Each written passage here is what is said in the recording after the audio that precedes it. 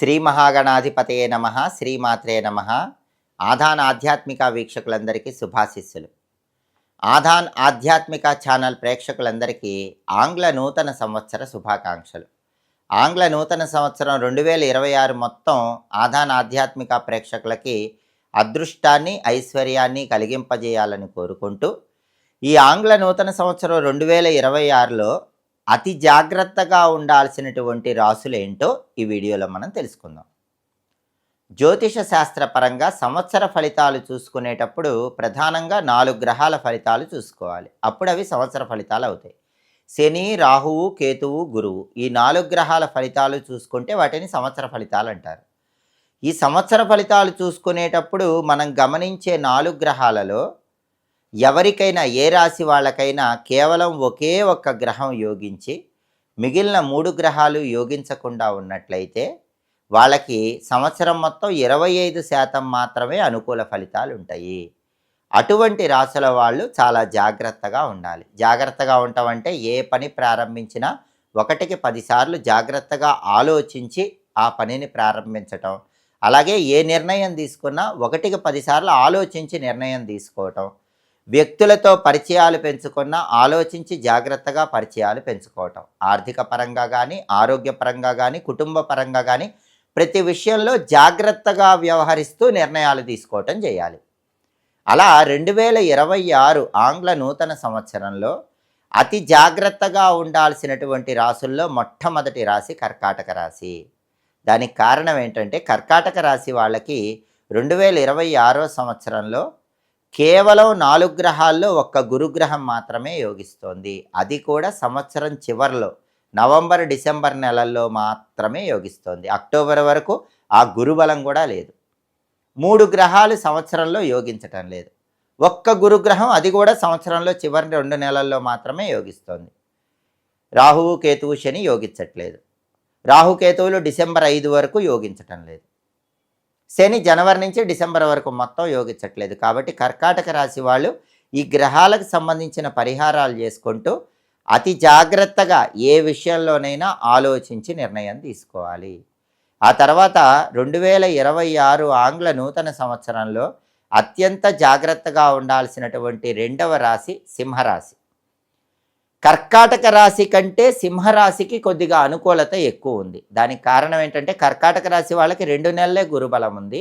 సింహరాశి వాళ్ళకి మాత్రం 5 నెలలు గురుబలం ఉంది.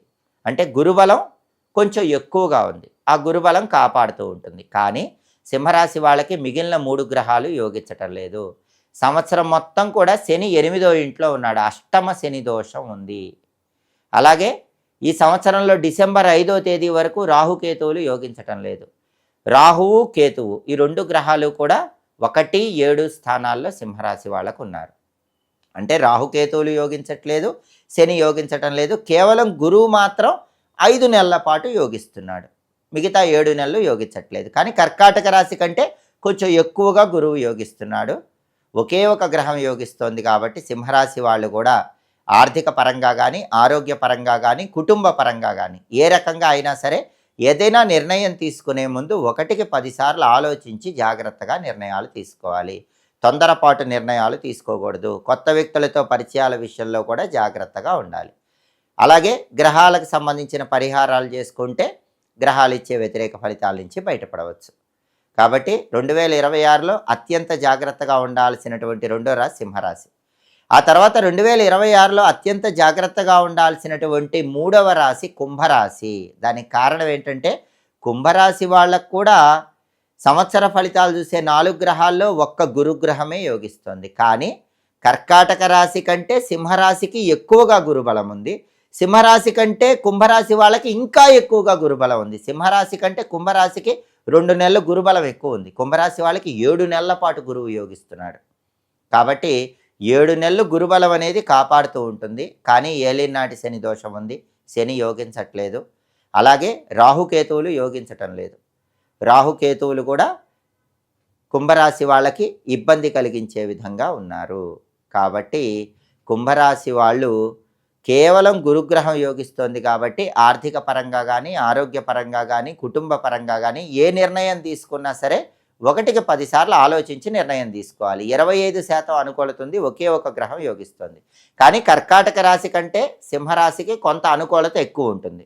సింహరాశి కంటే కుంభరాశి వాళ్ళకి ఇంకొంచెం అనుకూలత ఎక్కువ ఉంటుంది. ఎందుకంటే గురుబలం ఉన్న సమయం అనేది రాశిని బట్టి పెరుగుతోంది కాబట్టి ఈ రకమైన ప్రయోజనాలు ఉంటాయి. కానీ 4 గ్రహాలలో 3 గ్రహాలు యోగించకుండా ఒకే ఒక గ్రహం యోగిస్తోంది కాబట్టి ప్రధానంగా ఈ 3 రాశుల వాళ్ళు అత్యంత జాగ్రత్తగా ఉండండి.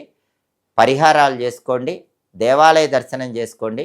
2026 మొత్తం అదృష్టాన్ని, ఐశ్వర్యాన్ని సిద్ధింపజేసుకోండి. ఎప్పటికప్పుడు గ్రహాల సంచారం బట్టి ఆసక్తికరమైన విశేషాంశాలు తెలుసుకోవాలనుకుంటున్నారా? అయితే ఆధాన్ ఆధ్యాత్మిక ఛానల్ని తప్పకుండా సబ్స్క్రైబ్ చేసుకోండి. సర్వే జనాః సుఖినో భవంతు. స్వస్తి.